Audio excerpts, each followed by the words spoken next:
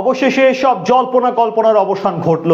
Coach Carlo আনচেলত্তির মন জয় করে বিশ্বকাপের স্কোয়াডে জায়গা করে নিলেন নেইমার।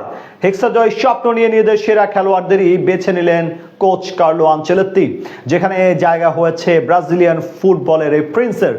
এদিকে স্কোয়াডে রয়েছে একাধিক চমক, ইউরোপ কাঁপানো তারকাদের সাথে রয়েছে বেশ কিছু তরুণ তুর্কির নামও।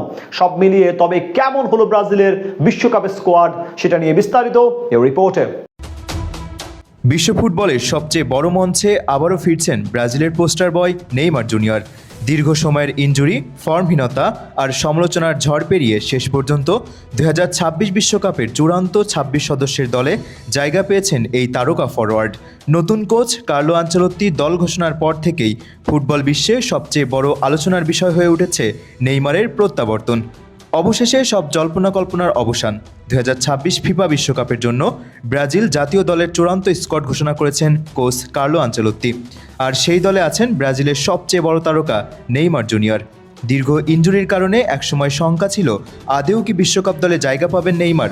2023 সালে ভয়াবহ ACL ইনজুরির পর প্রায় 2 বছর জাতীয় দলের বাইরে ছিলেন তিনি। অনেক সমালোচক বলেছেন নেইমারের আন্তর্জাতিক ক্যারিয়ার হয়তো শেষের পথে, কিন্তু হার না মানা এই ফুটবল জাদুকর আবারও প্রমাণ করলেন বড় মঞ্চের জন্য তিনি এখনও প্রস্তুত। 34 বছর বয়সী নেইমারকে দলে নেওয়ার পেছনে আবেগ নয়, বরং তার ফিটনেস ও সাম্প্রতিক পারফরমেন্সকেই গুরুত্ব দিয়েছেন কোচ আনচেলত্তি।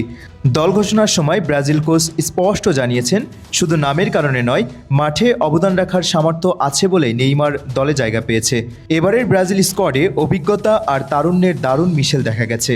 আক্রমণ ভাগে নেইমারের সঙ্গে থাকছেন ভিনিসিয়াস জুনিয়র, রাফিনহা, গ্রাভিয়েল মার্টিনেলি ও তরুণ সেন্সেশন এনজিক। মিডফিল্ডে আছেন অভিজ্ঞ ক্যাসেমিরো এবং ব্রুনো গুইমারেস, আর রক্ষণভাগে নেতৃত্ব দিবেন মার্কিনোজ। তবে ইনজুরির কারণে দল থেকে ছিটকে গেছেন কয়েকজন গুরুত্বপূর্ণ খেলোয়াড়ও। বিশেষ করে রদ্রিগো ও এডের মিলাতাওয়ের অনুপস্থিতি কিছুটা চিন্তা বাড়িয়েছে ব্রাজিল সমর্থকদের। বিশ্বকাপে ব্রাজিল রয়েছে সি গ্রুপে, সেখানে তাদের প্রতিপক্ষ মরক্কো, স্কটল্যান্ড এবং হাইতি।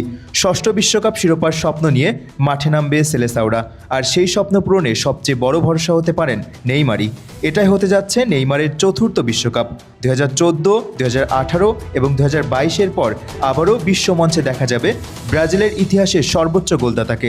কোটি কোটি সমর্থকের আশা, এবার হয়তো নেইমারের হাত ধরেই 24 বছরের শিরোপা খরা কাটাবে ব্রাজিল।